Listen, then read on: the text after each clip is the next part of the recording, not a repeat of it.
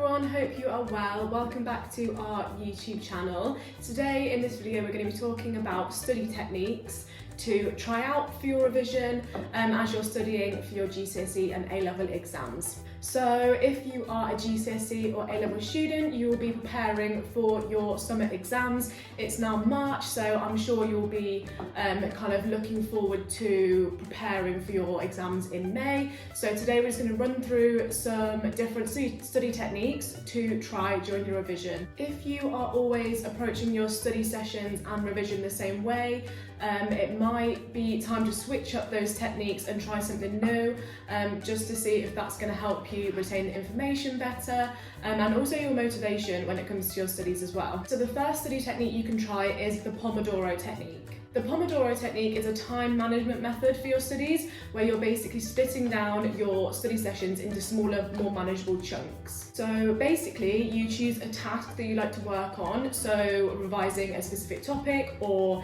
writing an essay or doing some of your coursework, for example, and then you simply set a timer for 25 minutes. You work on that task for those 25 minutes non-stop without break and distraction, and then you take a 5-minute break. You repeat that cycle up to 4 times, and then you can take longer breaks of half an hour or so, and then you can repeat that as well. So it's basically, as you can see, just kind of splitting your study sessions into those more manageable intervals.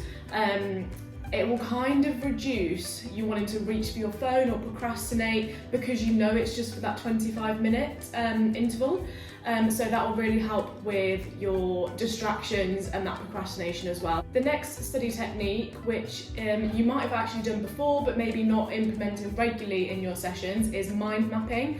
So this is obviously a very visual study technique to kind of organise your thoughts and all the different topics and kind of ideas in your head. So to create a mind map, you kind of put a central idea or topic in the middle of a page. So just write that down, bubble it or put a circle around it, and then you can kind of branch out all the different ideas from there. So you can kind of branch out related topics, subtopics, important kind of formulas in that kind of area, important definitions, and kind of organise it in that very visual way. You can use lots of colours, imagery, symbols to make it even more eye-catching and engaging for you, and as you progress with that topic or module, you can add to that mind map, which is the beauty of it. You can do it in a low-tech form with literally just a pen and paper, or you can create a digital one on your laptop, so you could do that on Word or something like that as well, just whichever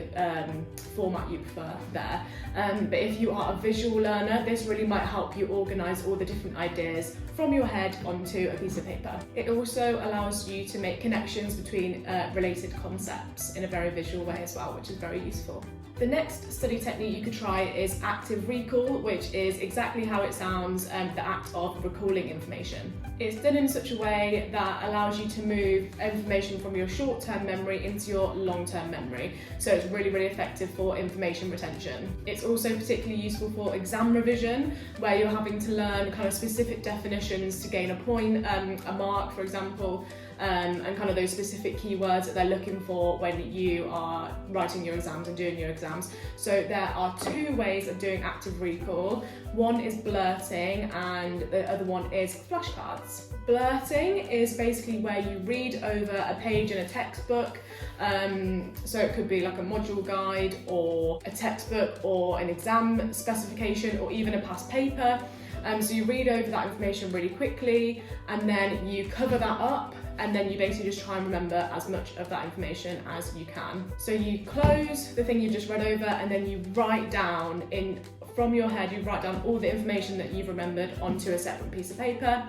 You then open back up the original exam specification module textbook, and then you basically compare to see how much that you did actually remember. You can then really easily see what chunks of information that you remember and what areas you really need to focus your revision on. This is a really useful thing to do kind of 2 to 3 weeks before that exam. Flashcards are the next active recall technique, and you have probably used flashcards, but they are really useful tools for students. So obviously you get a piece of paper, a little slip like that. You can actually buy them from like Wilko's or WH Smith or wherever, which have lines on them and nice colours.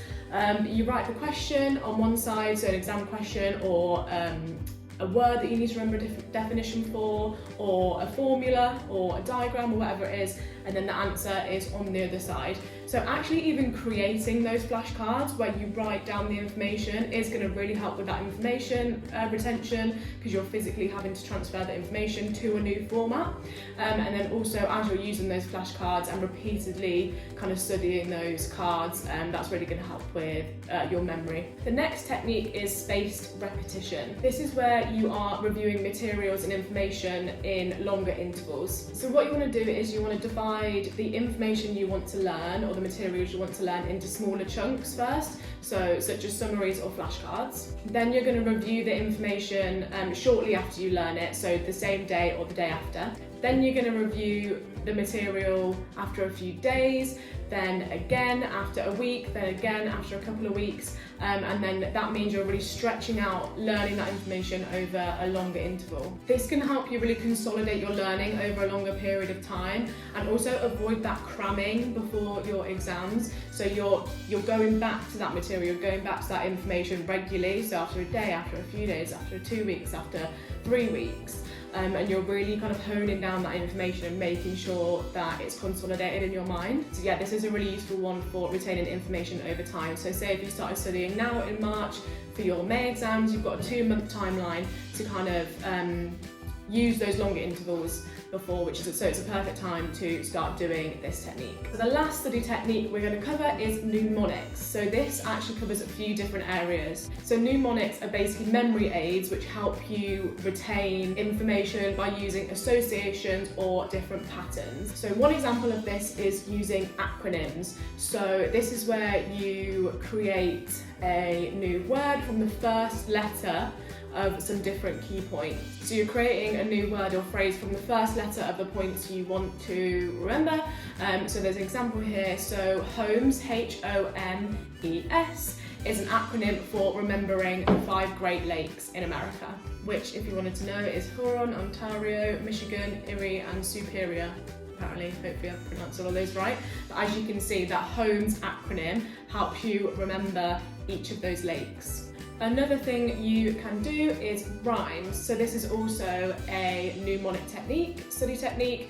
So an example of a rhyme would be I before E except after C.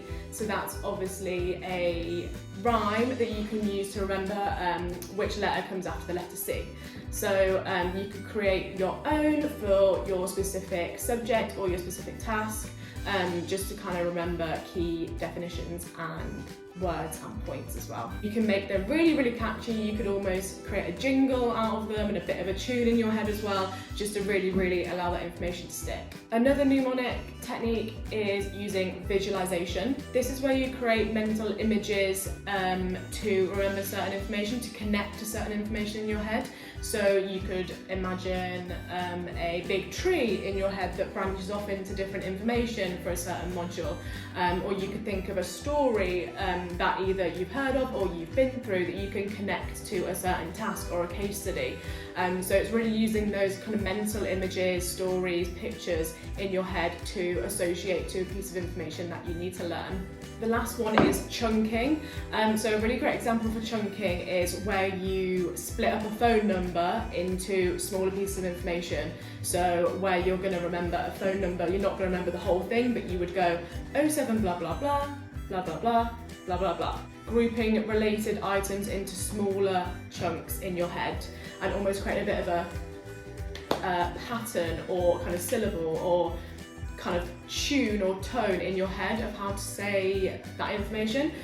So that phone number example is a really great one, and you can create your own for the things you need to learn. Mnemonics are really great because not only are they really creative if you're a very creative learner and you kind of need that visualization or tune or mental kind of pictures in your head, so that's really great. But also you can really add a personal touch to it, so you can create your own rhymes and your own acronyms and your own mental pictures and stories, and that kind of adds a personalisation to that information you're trying to learn, which will really help with not only your motivation but your information retention as well. It's really easy to approach your study sessions the same way every time. For example, you might just read over a textbook and try and make notes, never read them again, and never really apply anything new or fresh to your learning.